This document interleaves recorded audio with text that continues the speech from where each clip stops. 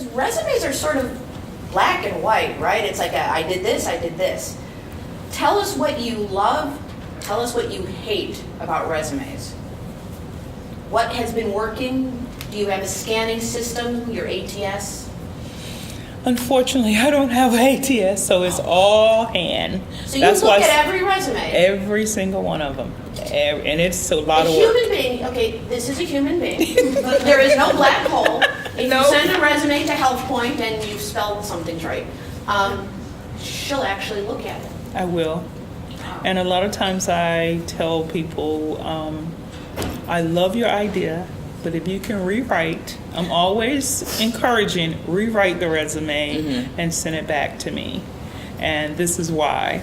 And I can get it in front of the hiring manager, but I can't get it in front of it looks like that. And a lot of times they put Taco Bell or whatever. I don't know why I'm hopping on Taco Bell. That's my favorite place. Usually they'll have some type of place that they work, but don't give me any details of what they done. No responsibilities, no duties. I worked at Taco Bell for August 2015 to August 2016, and then they get to the next position. What did you do at Taco? I did customer service, I did food prep, I did payroll, I did whatever. And those skills that you had, some of those skills should go on your cover letter. That should brighten your resume up. I mean, give some details. Not a whole lot, but give details. I would not, I'm going to just put it this way, I would not pass you on if you just have where you worked. With no details, I would not pass you on. So we need at least one or two bullets under every heading. And what's interesting is if you take a look at the job postings, and you're reading the job posting, right? And you see a couple bullets, oh, I can do that, oh, I can do that. Oh, I'm going to put that on my cover letter. Oh, I'm going to copy and put that on my cover letter because it's her words. And if that's what HealthPoint wants, put it in your cover letter and put it in your resume. Because that way they'll see you're paying attention to things that are important to them. And when it's value-based, the words that you use have so much impact. It's incredible. And you guys have an ATS, don't you? Yeah. Is it called Ebony? I'm not in love. I feel like I can't complain because she doesn't have ATS. And I'm not, No, you can't complain. I'm not in love with my ATS at all. But yeah, we do have an ATS, but we still basically see all the resumes. So as the recruiter, I'm the first screener. So when your resumes come in for specific jobs, I'm able to view your resume electronically. One thing I would say that I have noticed a trend of, there's no real philosophy. There's a lot of philosophies about resumes, but a trend that I noticed, like an actually objective statement, not just like I'm looking for a job as a patient service rep, but like a few sentences, so like a brief paragraph that kind of explains like what your mission is. Like, I'm not sure if you guys learn about your personal mission statements, but I'm a big fan of your personal mission statement, putting that in your objective. Also highlighting your like rewards or specific skills. If you got 3 years of customer service, highlight that. And also making sure it's quantitative, because when we look at your years of experience, we're going to look at your resume. And so if it's not clear how many years of experience you have, that's going to make it harder for us to really kind of make sure you have the right compensation. And so being very clear about, I was here from this month for this many months, or I was here for this from this year to that year, put that on there. I'm also not a big fan of just list of skills. So a lot of you guys are in programs, and I see it a lot with new grads. So when you come out of school and your school curriculum says, I learned this, this, and this, and this about that, and then you just paste that whole list, that doesn't tell me anything. That just tells me what the program is, but it doesn't tell me what you actually did. So really fleshing out your skills. If it was like, I learned how to do this many codes, or I learned how to check in patients, I learned how to use an electronic health record system. If you did an externship, be specific. Don't just say I did my externship for this many hours. What did you learn in your externship? How many patients did you see? If it was high volume, how many calls did you typically take? How many people did you normally work with? That gives me an idea of what skills are relevant to the actual role. So really just kind of highlighting your best skills. Also, what I will say is, there's an idea of like putting everything you've ever done on your resume. You don't have to put everything you've ever done on your resume, especially if it's not relevant. And if you're gonna put it on there, show me why it's relevant. So if you worked at Taco Bell, show me why what you did at Taco Bell is relevant to this role, right? Because then I can possibly give you credit for that, right? So if you worked at Taco Bell and I'm trying to figure out how can I give you some relevant experience for this to make your compensation higher or to move you forward in the hiring process, let me know why. Whether it's dealing with customers, whether it's cash handling, whatever that looks like, making sure it's very clear, because we see tons and tons and tons of resumes, and so we're really going to skim through your resume to figure out what's going to pop out that makes sense for you to be able to do this role. And see what's interesting, because we're going value-based, so these aren't information technology jobs. These aren't black and white jobs where decisions are just crystal clear. There's a lot of gray in medical, right? Absolutely. So what they're asking you to do is to give them a little bit. What she just said is worth the $40,000 that one of you guys or 17 of you guys will end up making here. That paragraph at the top, that objective paragraph, what she just told you isn't what every other employer wants or needs. Not Providence, not Swedish, not those big hospitals. So here, a human being is going to read that objective, not a computer. Understand that you guys should all be taking amazing notes right now, because this is how you get jobs. So think of it like I always say, think of it like if you go to the library. I'm a person, I read all the back of the covers first to see if it's something I'm interested in. And it gives you like a little brief summary of what to expect in the book. I'm like, oh, I might be interested in that. That's kind of what your objective is going to say to me. Like, oh, I want to dig a little deeper into this resume. Otherwise, it's going to be another resume. So the objective is kind of like that intro to you that makes me say, I want to learn more about this person. I want to call them for a phone screen at the minimum, or I want to progress them, and I'm going to be able to advocate why I want to progress them to the hiring manager. So that part, same with your cover letter or your objective statement, that's going to be huge in piquing our interest.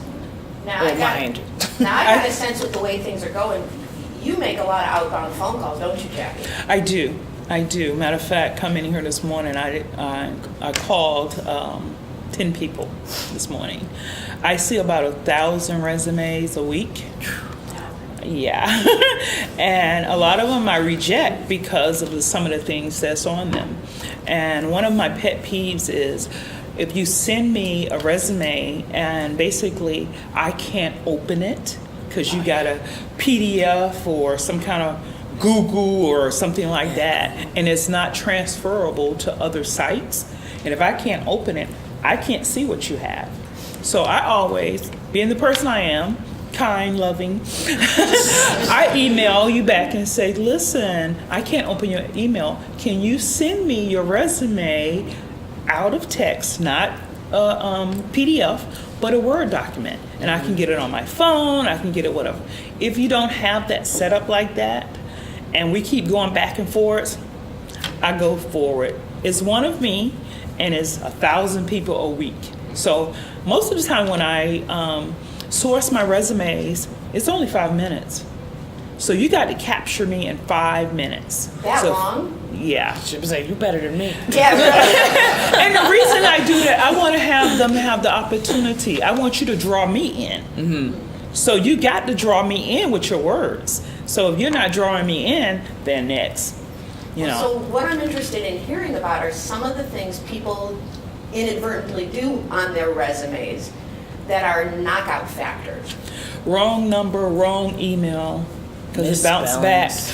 Oh, definitely misspelled. If you can't spell the city that you live in, something's wrong. Yeah. Misspelling, punctuation. Yes. Those things count. And a lot of the times, they're not things you're going to normally see with your eye, because sometimes the eye wants to see what it wants when you're writing. So it's always good to have somebody edit it and have a couple people look at it. So, yeah, misspellings is something that's going to glare out to me when something's misspelled. And there's often times where I see misspelling. I'm like, did you look at it? No. See, because what happens is nowadays, when you get a misspelling, what happens on your computer? You get a squiggly line, right? It's like, how can you miss the squiggly line? And then what's even weirder is when they open it up, what do they see? the same squiggly line, so they don't have to look even for the typos, you guys. It says, hello, I'm a typo. So we gotta figure out how not to have those typos, right? Another thing is a professional resume. No flowers and colors, and you want to make it look so beautiful, and then you write it in red.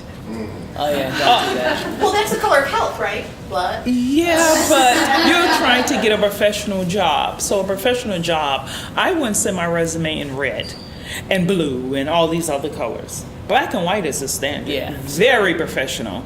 I mean, colors and lines, and that takes away from the wording. And if your word's not right and you got all this stuff going on, I'm not going to look at it. So good, so we know black and white to deal with all that gray stuff I kept talking about. Perfect. Font, at least at a minimum 11. Oh my God, yes. At a minimum 11. Don't try to do a font to get it all on one page. It can be multiple pages. There's this idea that resumes are only supposed to be one page. It can be multiple pages. Ideally, the rule of thumb is you want to fill both pages. So you don't want like 2 lines on the second page. But like for me, when it comes through the ATS system, it's all just going to scroll down. It's not going to look like several pages unless I print it out. So yeah, don't worry about trying to squeeze everything on this small little font, because for me, like when we get it through the ATS, it already transfers everything into text. So if your space isn't not right and you try to squeeze a bunch of things in there, it just becomes jumbled words when I see it on the screen. So make sure good spacing. Don't worry about keeping it on one page, and then having a good font. At least 11, but standard about 12. And no different fonts. 9 here, 11 here, 12 here. It needs to be uniformed. It really does. I mean, you want something to catch someone's eye. You don't want them like, oh, and I have bad eyes, so I don't want to be like, oh my God. So keep it uniform. And here's the thing, you're medical office professionals.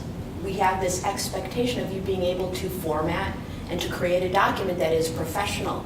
So without them being obvious about it, those are one of the discriminating factors is, are you guys wired to be X, Y, and Z? You know, if you were an IT person, your resume would look different and we'd have different assumptions or expectations. So you're going into a field, we're expecting that you know how to do certain things. And what's interesting is on most of their websites, you can start looking around and doing research to get an idea of what their concepts are, what their values are, so that you can incorporate that. Just in case you guys didn't understand, ATS is Applicant Tracking System. Yes. You know when we talk about the big black hole of resumes, that's called ATS.